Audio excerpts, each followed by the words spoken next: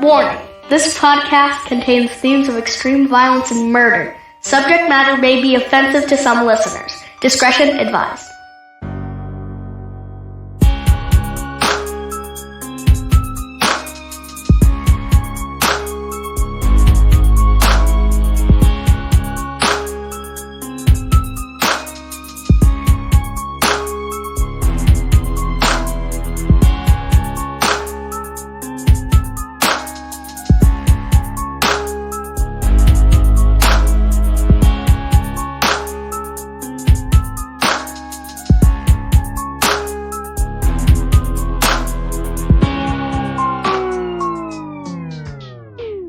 Welcome to another episode of Evil Transgression, your homicide headquarters here in podcasting. I'm Josh, and with me as always, Dustin and Rex. Hey, what's going on? Hey, what's up? That was perfect. I'm glad we got your attention. Great. I'm glad we finally got your attention. Mm-hmm. Got you away from your Coca-Cola and your Reese's long enough for you to join the podcast. But he's still playing on his phone. Well, yeah, I have to. Well, I guess. it's neither here nor there. True. Another late night from the old Dusty. Oh, yeah? Why's that? Lights were on last night. Oh. Yeah. And I was coming off my high. Bengals high? Bengals we are in go. the AFC Championship game. Wow. Here we go. You don't get to... Ain't been there since '88. But I told you yesterday, you don't get to talk about how great a fan you are. Why? Because as I was texting you during the game, which I always do, normally it's just talk trash to him Yeah. and make him mad.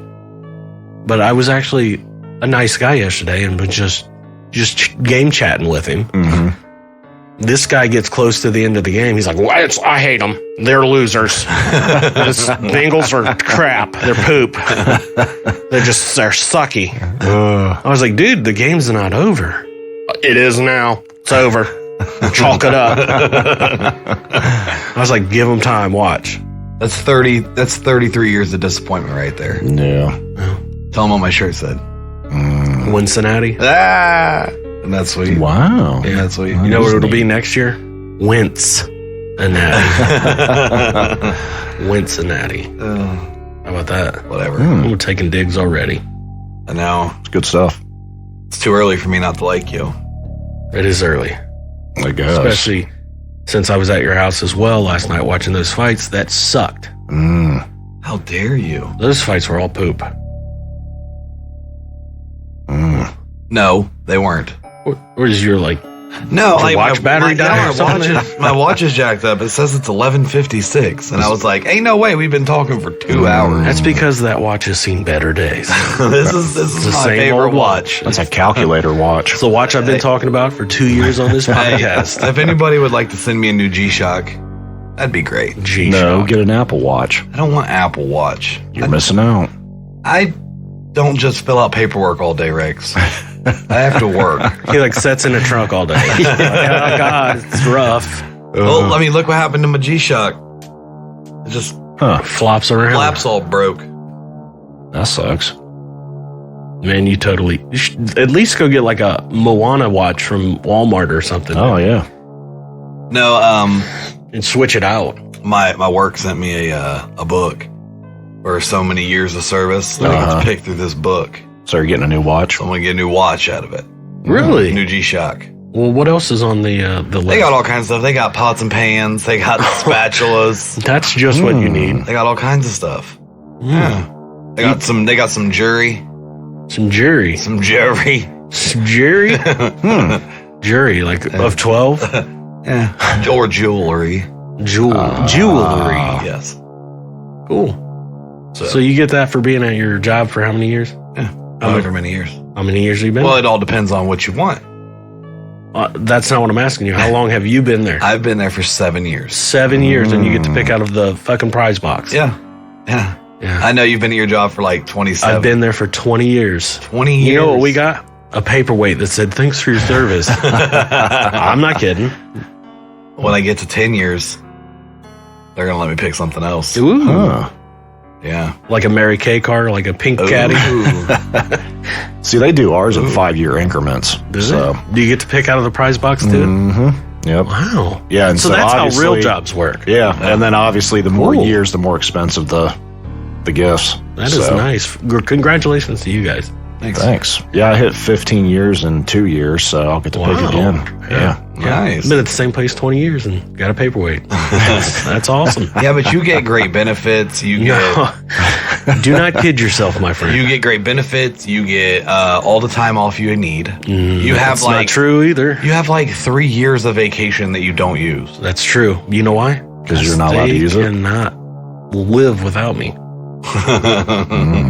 And if I take 2 days off, I come back to like 12 weeks of work that I have to catch up on. Speaking of jobs, I'm actually switching departments.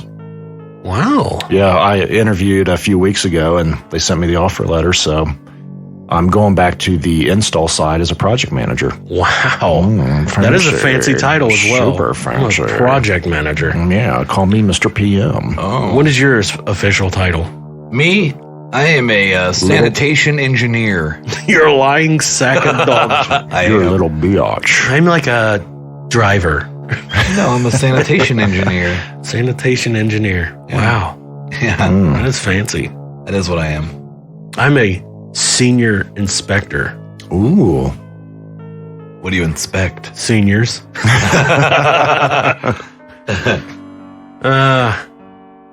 Yep, so that's what we do in our real lives when we're not doing this podcast that Dustin promised we would eventually be our main jobs. Yeah. No. Here we are, almost Just 2 like years give it later. some time. Yeah, almost 2 years later, here we are. Takes time. You can't even get us a feature on Apple. Yeah. You know Because he what? pissed them off. I've tried. Because he I'm pissed done. them I'm off. done with them. Yeah, maybe all those They can eat my tweets. shorts. Maybe all those tweets about, I hate you, Apple, you're stupid. Yep. Never paid off. And he's not even paying attention. I'm not. No, he's not. That's why it's time for evil facts. Evil facts. Ed Gein, his mother was super religious. She was a little bit on the crazy side when I say super religious. Mm-hmm. And she taught her sons a distorted view of the world and told them that all women, except herself, were naturally promiscuous and instruments of the devil. I wonder why old Ed Gein cut the vaginas off a bunch of women then. Yeah, makes sense. He was a weirdo. Absolutely. Wearing his, what do you want? Like he had like a suit. Yeah, it was like a skin suit. Yeah. Yeah. Speaking of Ed Gein, let's go ahead and say that not only, along with being hired as a handyman quite frequently in the community, he also babysat often for the neighbors. Really? Yeah. That's who you want watching your kids. Oh, yeah. Wouldn't that be creepy to find out later on? Yeah. Like, this crazy bastard was my babysitter. Yeah. Yeah. But they also say he got along well with the kids because he was like mentally not like, He's like the same age. yeah, like he was like, he could relate to those kids better. Isn't that one movie kind of based on him? Which one? There's so many. It's out with a there. motel. I mean, there was a movie based on him called Gin, but No. The dude with the mom. You're not talking about Bates, are you? Yeah. Norman Bates? Isn't that based off that's like a loosely? good. We'll have to look into that. Based off Fact check that. Yeah. He's Do like, I it. don't even know what to fact check. Did you guys ever watch Bates Motel, that series? No, couldn't It was get pretty into good. I liked it. Weird. That's a weird story. It is. But so yeah, you got to fact check whether Norman Bates was the character inspired by Yeah, Ed do Gein. it now. So one more evil fact for the day. It was rumored that Ted Bundy's grandfather was actually his father too. What? How's that a thing? Yeah. It said his grandfather had actually raped Ted Bundy's mother, which resulted in her being pregnant with Ted. Wow.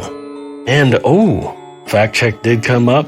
Norman Bates in Psycho was loosely based on two people, Ed Gein, and who's the other one? some other dude. Huh. So he was loosely I based did not on. know that. Look at you, Dustin. Hey, Wow. I do some research There every is a little bit of a Every brain once in a there. while, he pulls something out of his hind end. Yeah. It's impressive. Stinking ginger. So that's your evil facts for the day. Nice. I liked them. Me too. You wasn't even paying attention. No, I really wasn't. I mean, I hit you with a couple good ones, so you just have to re-listen to this episode. I do every week just to make sure y'all don't mess anything up. Huh. So give me a famous Tony. Tony Soprano.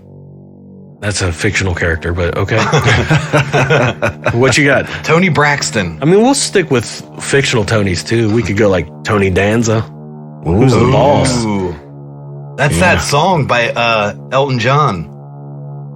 That's Tiny Dancer. Oh. What? No way. Yeah. I thought it was Tony Danza. Hold me closer. Tony Danza. Yeah. What about Tony the Tiger? Ooh, yeah. They're great. What are you getting at here? What am I getting at? We're doing a story on a Tony today. Oh. Okay. And he is not as famous. That's But- Tony the Tiger. Yeah, I mean, Tony the Tiger is a famous dude. He Is he is. still around? I don't There's know, still man. a Tony the Tiger? I haven't seen a Tony the Tiger in a while. he is. You don't see his commercials. Yeah, but I'm never on regular TV, so I don't see commercials. Ooh, look at you, fancy pants. Yeah, I He's used like, to. I don't watch them stupid commercials. I got my Amazon Prime, and my Netflix. They actually had to spell his name with an I now, so he can be more gender inclusive. You're lying to me. You see, they changed the M&M shoes, the M&Ms. No. You know, like peanut M&Ms. Yeah. The girl, they took her hooker boots off and put tennis shoes on her. Wow. Yeah, That was the whole reason why I bought M&Ms. I know. Guess I won't eat those anymore. Tony Sinatra? No, not Tony Sinatra. That's Frank. Tony Bennett. Tony Bennett. Tony Sinatra. I can't with you. I was along the same lines. Crooners. I was going crooners, baby. So I say we all discuss Antone Costa, a.k.a. Tony Costa. So buckle up, evil mob, as we discuss Tony Costa. Tony Costa was born Antone Charles Costa on August 2nd, 1944 in Cambridge, Massachusetts. Tony's father died serving in World War II when Antone was still an infant. Around the age of 7 years old, Tony began telling his mother that a man was coming into his room at night, and he identified the man in a photograph, which turned out to be his deceased father. Ooh, spooky. By his late teens, Tony Costa started to display signs of sociopathy. Sociopaths are like psychopaths in the sense that they have a significant reduction in their capability of feeling empathy, guilt, and remorse. Unlike psychopaths, they aren't as capable of feeling emotions and are unable to maintain social relationships. You don't want to be a sociopath. No. When he was 12, Tony was allegedly raped by an older teenage boy. That's not going to help an already disturbed child. Nope.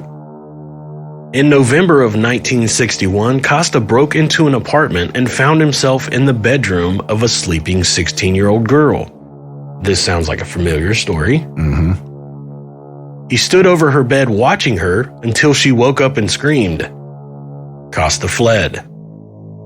But 3 days later, he returned to the same apartment and attempted to drag the girl down into the basement of the apartment building. Neighbors heard the commotion and stopped the assault. Costa was arrested and was convicted of burglary and assault on January 4th, 1962. Tony Costa received a suspended 1-year sentence plus 3 years probation. That's a slap on the wrist. That's all the stories we cover. Yep. Yeah. Oh, you tried to abduct a young woman and take her down into the basement to do God knows what? We're we're just going to tell you, don't do that again.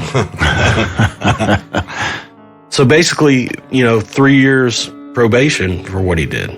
That's your amazing justice system in this beautiful era that we cover. Mm-hmm. In April of 1963, Tony Costa married a 14-year-old girl. He was 18 at the time. I don't know how taboo that is in 1963. Wait, did you say 14? Yes. What? Yeah. The couple would have 3 children together. But things began to take another downward turn for Costa when he began using drugs. Another thing that played a role in the future tragic events would be the passing of Antone's mother. So the loss of his mother and the drug abuse would also take a toll on his marriage. In June of 1966, Costa brought home 2 young women named Bonnie Williams and Diane Federoff. He had promised to take them to Pennsylvania and then to California. He left and returned 10 days later without them. It is believed that those were Antone Tony Costa's first victims. In August of 1966, the same year, Costa shot a female acquaintance with an arrow. He apologized for the incident, and I guess that makes it all right. I'm sorry. I shot you with the arrow.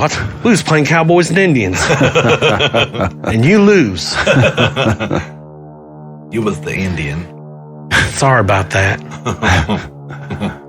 By 1968, Costa's marriage was in bad shape. He left home and traveled to California in January, where he stayed in San Francisco. Tony met a woman named Barbara Spalding while in San Francisco. It wasn't long before the woman vanished, leaving her child and family behind. She is believed to be Tony Costa's third victim. Tony Costa then left for Massachusetts, going back to where it all began. Mm-hmm. I used to live there. Really? Yeah. When? When I was like 3. I did not know that. I did. I don't believe you. I don't remember it though. But I can't believe that. Okay. You believe you lived there, but you don't remember it. I was 3. Oh, okay. What were you doing when you were 3? Riding bikes. You didn't know how to ride no bike at 3? Yeah, bro. You couldn't even walk. Your legs was too short. You was too top heavy. That's not true. Yeah. So Tony Costa's, another woman comes up missing, and he's traveling back to Massachusetts. A state police officer, Tom Gunnery, pulled Tony Costa over on Route 6 for speeding and a bad muffler. The officer stated that Costa acted suspicious, but he let Tony off with a warning. Later on, after the officer learned of the disappearances, he said he believed a victim would more than likely have been in the trunk at the time based on the suspicious behavior of Tony Costa. Well, hindsight is 2020. Yep. 1968 continued on as a terrifying year in the life of Tony Costa as he settled in Provincetown, Massachusetts.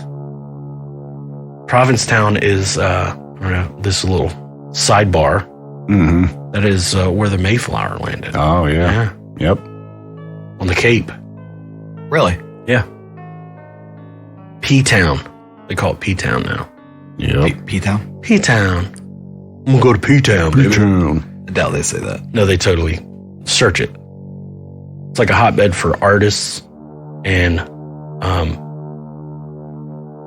Other alternative lifestyle. Yeah. Sounds cool. Yeah, I could see you living there. On May 17th, Costa broke into a doctor's office and stole various surgical tools and drugs. Who would have thought he would take drugs? Right. Keep in mind, he stole various surgical tools as well.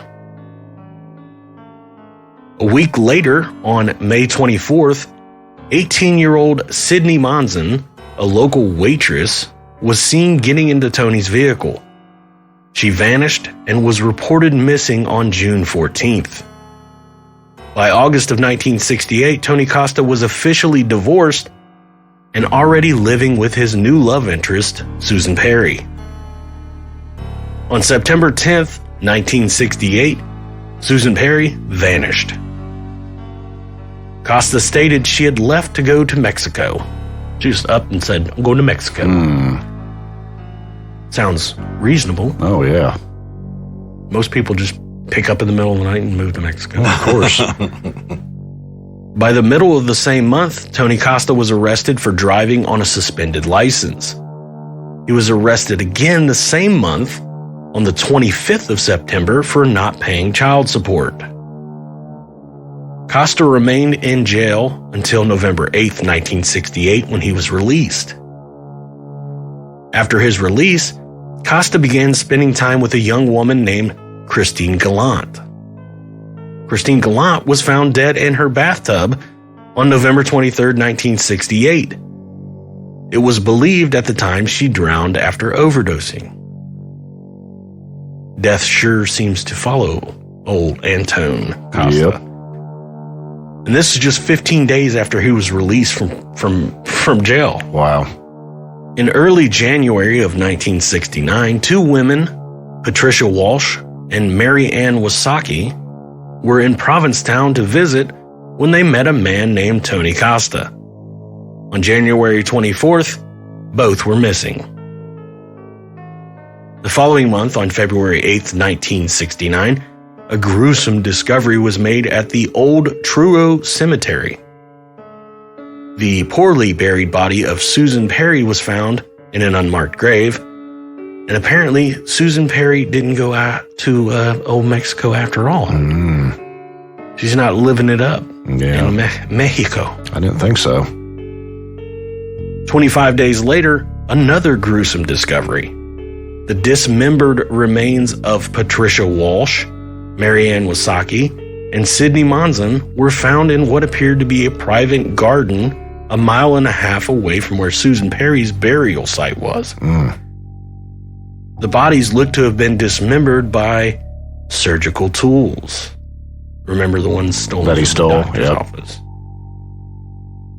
The bodies had shown the killer had engaged in necrophilia. Oh, wow. I like it. That's disgusting. I like it. Oh, I love those dead bodies. It's gross. It's not gross. It's groats. Gross. With the T. Hey, have you ever seen that the new Dumb and Dumber movie with the real Jim Carrey in them? The second one, Dumb and Dumber 2 or whatever. Dumb and Dumber? Is that what it is? Yeah. Yeah. Have you ever seen when they're in the funeral home and they drink the embalming fluid? They're drinking it. They think it's like juice. They're just like talking to the girl and they're just drinking it. wow. I don't know why I just thought of that, but I did. Oh, thanks. So the private garden belonged to none other than Antone Tony Costa. The garden was his personal marijuana and drug garden. I get out of my garden, that's where I grow my weed. I think there might be like a written rule or an unwritten rule that you don't bury bodies where you grow your weed. Yeah, probably. That gives the weed a weird taste. It might. This stuff hits pretty hard, man. Smoke you a little bit of this. It's to die for. Oh, man. Costa was taken into custody and an investigation ensued. Things started to come together when they discovered Costa was in possession of Patricia Walsh's Volkswagen van. You have to say it like that? Volkswagen van. On. He claimed that he had bought it from her before they left for Canada. Yeah, just like Susan Perry fled to Mexico. Yeah.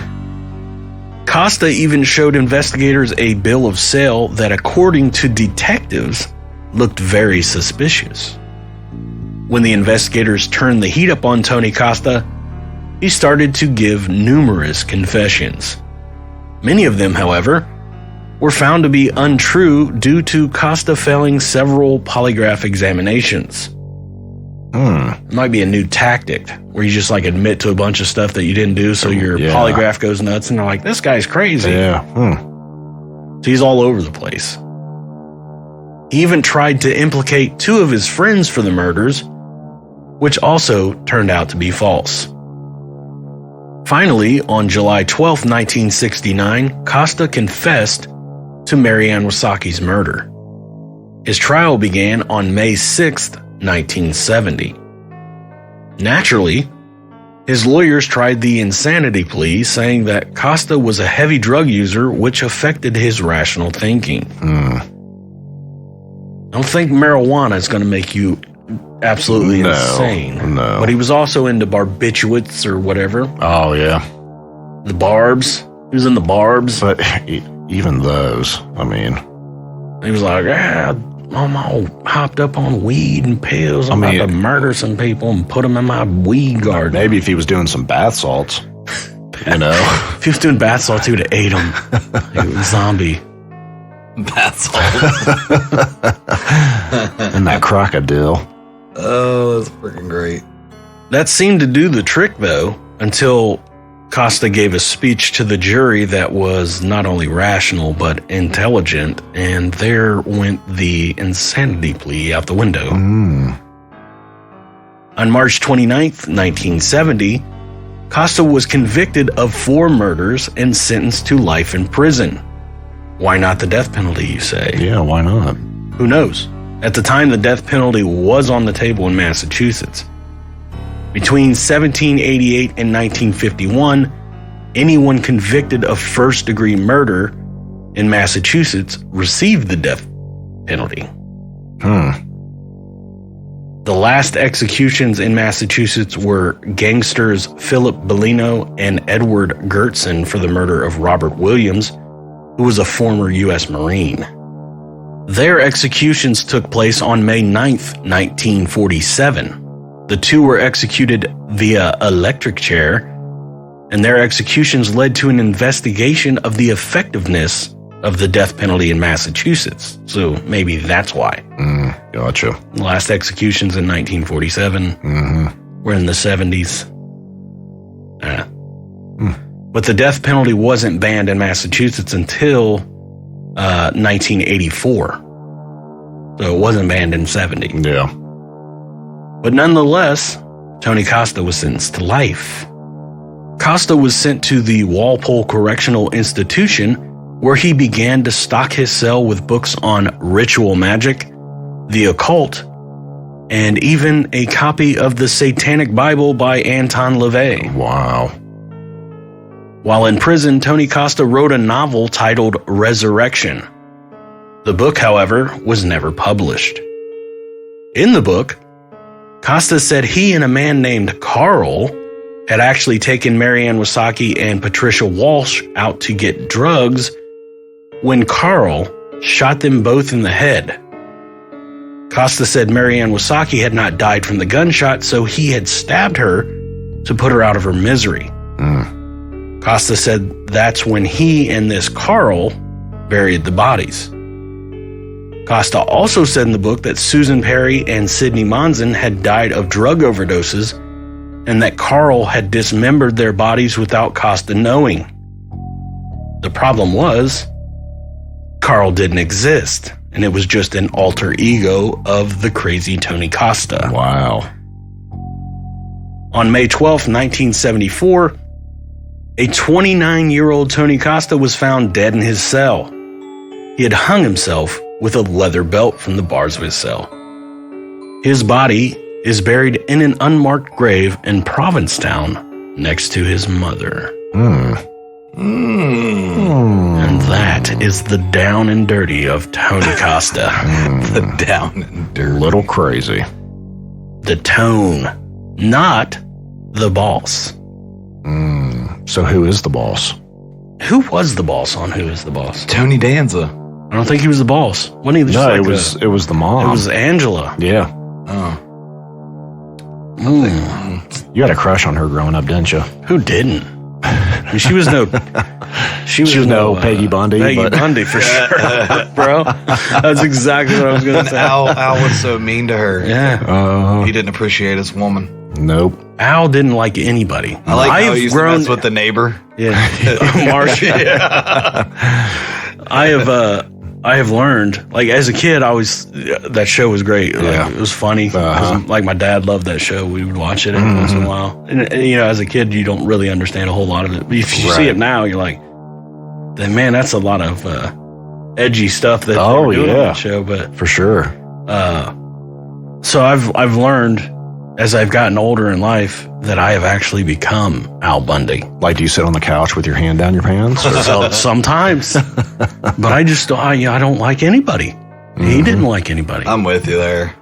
Like when the big women coming into his shoe store. Oh yeah, the stuff he used to say. Wow. Sit down, you elephant. Crazy. Like my feet hurt. Yeah, I wonder why. Oh man. But how we went from Who's the Boss, from Tony Costa to Who's the Boss to Al Bundy. Yeah. It's only on Evil Transgression. Just how we roll. If it wasn't for Elton John, Tony Danza wouldn't be nothing. What? Tony Danza. Hold me closer, Tony Danza. Oh man. I'm joking, of course. Oh, sure you are. Kind of. What you got for me, Rex? All right, go to our Facebook page, give us a like. Any comments, questions, ideas, you can email us at eviltransgression@gmail.com. Dustin? You can go to eviltransgression.com and check out all of our lovely links. You can buy merch. Yeah, merch. And merch. You can go to Apple and leave some reviews. We've got a few since the last time I said that. So yeah, keep them coming. Yep. Or if you're not on Apple, leave us a comment or something on one of the other platforms. Oh yeah, if you listen on Amazon now, you can leave reviews on Amazon now. Oh, nice. But you have to get to a certain amount of reviews before they'll show you. That's stupid. Yeah, it's like I think. What's that all about? Or something like that. Is Bezo Amazon? Yep. I'm just gotta give him a call. Yeah, do it. You should tweet at him. No, the tweets never work. They don't. As you have discovered with tweeted everybody tweeting at Apple.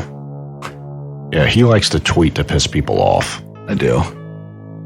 That's why everybody hates us. Yeah. No, that's not why. Well, we got like 8 fans. No, you really gonna discredit our people like that? No, we do. We have an amazing following. We do. We're like so famous. Mm-hmm. I can't even go in public and talk. Can't talk in public. Oh my God, I have a story to tell. Oh, yeah? And I'll tell you off of the air. Oh. So, which means he'll forget. We'll never hear this story. That's usually how How you gonna do them like that? I met possibly a future fan at the Oh, okay. bookstore. Oh, okay. Yeah. We'll tell you on the next episode. Maybe. Which bookstore?